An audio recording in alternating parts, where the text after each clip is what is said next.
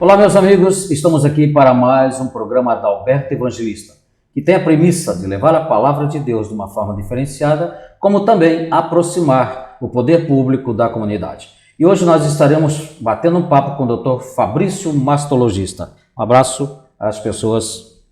Obrigado pelo convite, Adalberto. É um prazer estar aqui para falar de câncer de mama ou de doenças da mama, que é a nossa atividade como mastologista. Desde já agradeço o convite. Eu sei que a sua agenda não é fácil, é bastante concorrida na área da medicina, né?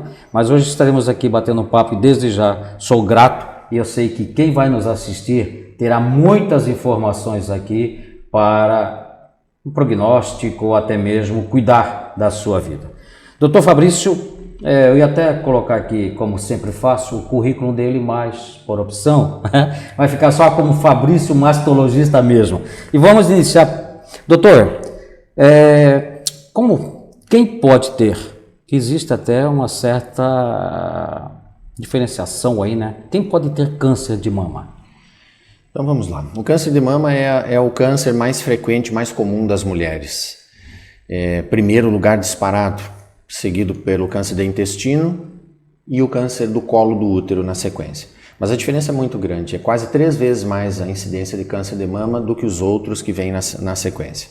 Então é o câncer mais comum das mulheres. A gente estima que aproximadamente teremos em torno de 70 mil novos casos de câncer de mama neste ano no nosso país, com, infelizmente, a perda de 18 mil vidas pela doença. Então falarmos sobre câncer de mama é muito importante por causa desta prevalência e principalmente porque é um câncer que é facilmente tratável, curável, que muitas pessoas pensam que não é, pensam que o diagnóstico do câncer vamos dizer assim, é claramente uma sentença de morte, não é, desde que nós consigamos diagnosticar precocemente, que é o principal objetivo. E tá, mas ok, ele é fácil, né, de ter um fácil tratamento, precocemente, claro, sendo atendido, mas por que essa estatística tão alta de casos e até mesmo de perdas de vida em virtude do câncer de mama? Infelizmente, a perda de vidas, na maioria das vezes, se dá pelo diagnóstico tardio. Diagnosticar cedo faz toda a diferença. Nós temos taxas de cura que chegam perto de 95% para o câncer de mama. Desde que descobramos cedo. Descobrir cedo significa, a partir dos 40 anos, fazer o seu exame rotineiro, visitar o seu médico, ou ginecologista, ou mastologista, e fazer a mamografia anualmente. Esse é o exame básico de rastreamento do câncer. Então o grande problema é que as mulheres só vão quando tem alguma queixa, só vão quando percebem um caroço, só vão quando notam alguma alteração na sua mama. E para nós, o ideal não seria diagnosticar dessa forma. Quando a gente faz o diagnóstico clínico, que nós chamamos, quando a pessoa percebe uma alteração na mama, geralmente ela já está grande. E nós conseguimos na mamografia descobrir lesões em torno de 4 milímetros para frente. Então lesões muito pequenas e que são assintomáticas, não dão nenhuma manifestação clínica. A pessoa não vai perceber nada, ela vai achar que está tudo bem. Então por isso que nós dizemos que o diagnóstico correto, precoce, é aquele em que a gente descobre o câncer no exame de imagem de rotina, que é aquele que se faz anualmente. A mulher, ela tem o costume de querer fazer no toque, né? Começa a tocar e para encontrar mais, se aparecer alguma coisa, já está avançado, né? O senhor falou de 3 milímetros, não tem, no toque não vai alcançar nunca isso aí. Não se percebe isso. Então a gente estimula o autoexame, né? Como nós chamamos, nós médicos, a partir dos 25 anos, rotineiramente, porque ainda que a gente faça o diagnóstico no toque, ainda assim há uma grande chance de cura. Mas não é o ideal. O ideal é o diagnóstico antes de ter a manifestação clínica. E com isso a gente só consegue com os exames da imagem.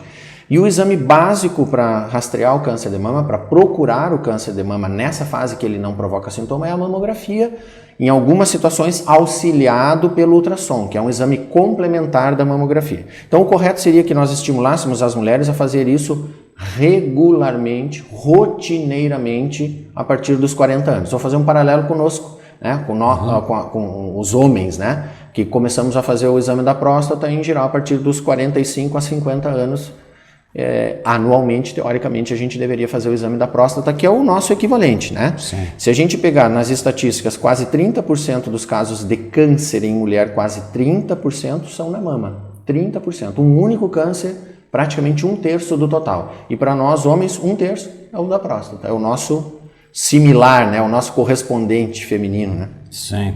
Que também o homem tem ainda, né?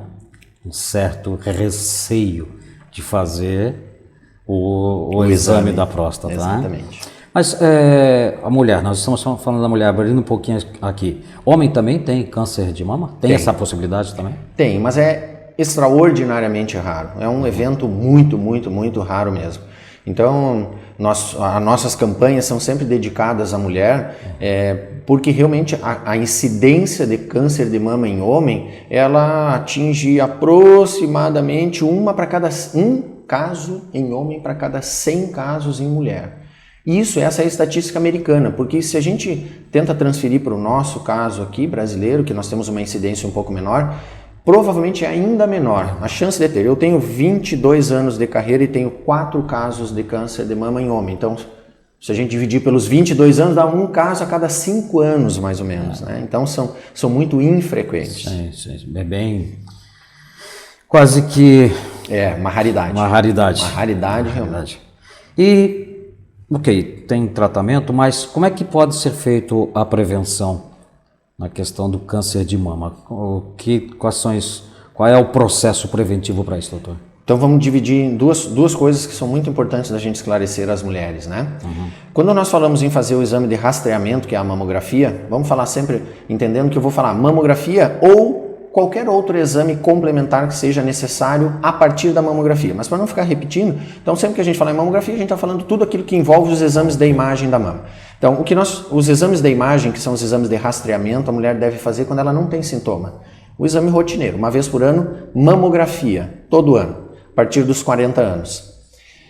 Isso que nós chamamos de rastreamento, na verdade, é uma prevenção secundária. Nós não estamos evitando o câncer, nós estamos tentando descobrir, quando ele já está lá, descobrir com o menor tamanho que é possível, porque isso faz toda a diferença no tratamento, depois nós vamos falar sobre isso. Mas existe uma coisa que está nas nossas mãos, que aí sim nós chamamos de prevenção primária, que são cuidados com a nossa saúde para tentarmos evitar o câncer. 2 coisas fundamentais. 2 coisas básicas e fundamentais: estilo de vida e atividade física. Estilo de vida envolve tudo: alimentação e hábitos sociais. Para a mulher, a gente já sabe claramente que o cigarro não faz bem, tem relação com câncer de mama, e a bebida alcoólica não faz bem, tem relação com câncer de mama. Obesidade tem relação com câncer de mama, diabetes tem relação com câncer de mama. Então, os fatores que estão ao nosso comando, que dizem respeito ao nosso comportamento social, o tipo de alimentação, como nós vivemos a nossa vida, alimentar e a atividade física. A atividade física sozinha, sem acrescentar nenhum outro fator primário, pode reduzir o risco de termos um câncer, não só o da mama, em 25%. Então, são 2 cuidados que, se nós quiséssemos falar sobre como nós podemos evitar um câncer de mama, não é a mamografia. A mamografia é o que nós chamamos de prevenção secundária, é descobrir, diagnosticar o mais precocemente possível. Só que ele já está lá. Agora, se nós quisermos falar sobre como nós podemos, com o nosso comportamento, evitar um câncer, seja ele qual for, incluindo o de mama, para as mulheres e para nós homens o da próstata, alimentação saudável, evitar o cigarro, evitar a bebida alcoólica e atividade física regular. A obesidade é o grande problema nisso tudo. Quando a gente fala em fatores de risco para câncer, tirando o fator de risco familiar, que é o mais alto, é o que confere maior risco para os descendentes, quando a gente tem vários casos de câncer de mama numa família, então os descendentes também têm alto risco de ter câncer de mama. Então, tirando o fator familiar, o segundo fator mais arriscado para nós termos um câncer, incluindo o de mama, é a obesidade. A obesidade aumenta em 30% a chance de nós termos um câncer de mama. O senhor está falando, eu estou pensando aqui, dando uma viajada na minha ignorância, qual o relacionamento da atividade física para evitar o câncer? A atividade física é importante em todo momento, né? Mas em relação ao câncer, eu sei que tem gente perguntando aí, também se fazendo essa pergunta, então sim, também gostaria de saber. Hoje nós sabemos que, relacionado aos nossos hábitos alimentares e ao nosso estilo de vida, quando nós temos um estilo de vida que nós chamamos hoje, está muito em moda falar dessa palavra, né? Um estilo de vida inflamatório. Então, se a gente não faz atividade física, se a gente se alimenta mal, se a gente está muito acima do peso, o nosso organismo vive num constante estado inflamatório, tentando reagir a todos os fatores agressores que nós que estão influenciando no nosso organismo. Então, mantermos um peso adequado, com uma massa muscular adequada, isso nos retira desse estado inflamatório e de defesa contínua do nosso organismo, que facilita a nossa própria defesa contra o câncer. Então, existem trabalhos bem claros hoje relacionando a nossa massa muscular, a nossa quantidade de músculo, e veja bem, quando a gente está falando em quantidade de músculo aqui, não pensem que a gente está falando na pessoa fisiculturista, no atleta de academia de alto desempenho, que não tem nada que ver. Inclusive, o uso de hormônio para ganho muscular é prejudicial à saúde a longo prazo, não é isso? Nós estamos falando simplesmente em medir a massa muscular adequada para a pessoa, para a sua faixa de idade. Quanto maior a massa muscular, quanto melhor a nossa massa muscular, menor o risco de doenças vasculares como o AVC, menor risco de doenças cardíacas como o infarto e menor risco do câncer, que são as 3 doenças que mais matam no mundo. Então, a atividade física para a manutenção da nossa estrutura muscular e, consequentemente, do nosso peso, saindo da obesidade, fundamental se a gente quiser tentar evitar o câncer. A gente consegue evitar realmente, de fato, em 25% dos casos. E algumas coisas algumas vezes ainda tem uma outra coisa. Se nós não conseguimos evitar, nós conseguimos às vezes empurrar o câncer para a velhice. Uma coisa é a gente ter um câncer aos 40 anos de idade, com risco altíssimo de vida. Outra coisa é nós termos um câncer aos 90 anos, quando nós já estivermos esperando o nosso chamamento do Papai do Céu, que daí é uma outra coisa, né? Outra situação. Tá, ok.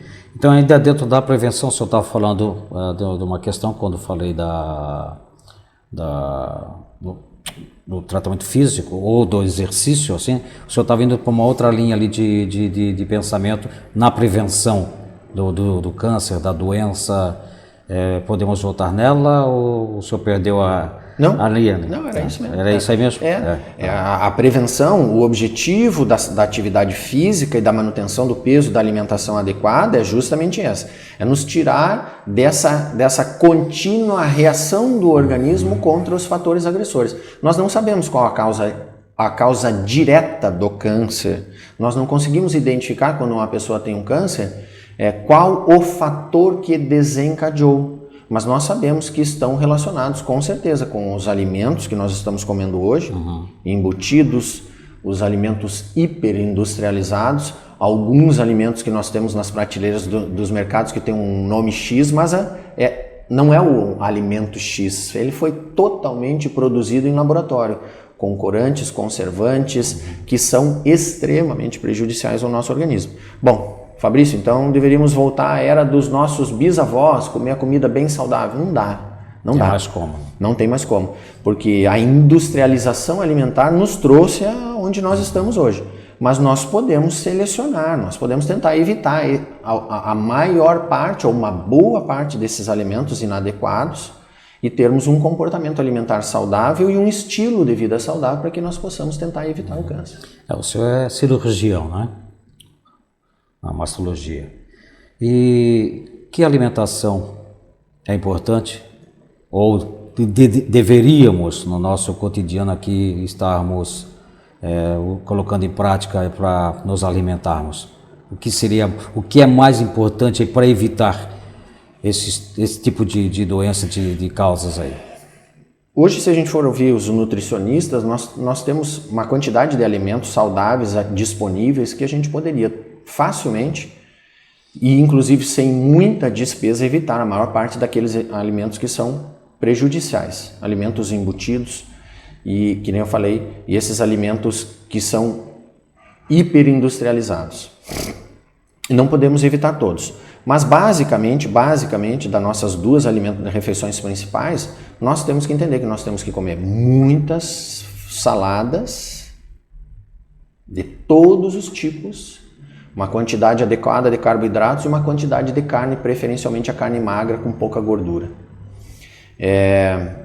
Baseado nisso, a gente deveria evitar hoje esses alimentos, bebidas que não têm valor nutricional, só tem valor calórico, sucos industrializados, por exemplo, que nós pensamos, eu vou tomar um suco saudável, mas os sucos industrializados, a maior parte deles são 60% a 70% praticamente açúcares. Então nós deveríamos evitar. Então eu acho que hoje os nutricionistas estão de fácil acesso também para todos nós e nós deveríamos colocar na nossa agenda uma avaliação nutricional adequada para que a gente pudesse entender que o nosso hábito alimentar, não precisa mais hoje a gente passar fome, né? As pessoas pensam assim, vou me alimentar corretamente e vou ter que passar fome. Não, se a gente trocar a comida ruim, alimentos rápidos, vamos falar hoje lanches dessas empresas que nós conhecemos de lanches rápidos, por exemplo, né? Por alimentos saudáveis, nós conseguimos comer uma grande quantidade de alimento. Então a pessoa não passa mais fome. Dieta de fome não existe mais hoje. Então se nós tivermos um bom acompanhamento nutricional, nós conseguimos perder peso, manter peso, fazendo atividade física regular, porque obviamente que isso é importante. Nós vamos envelhecendo, a gente que já passou dos 50, né?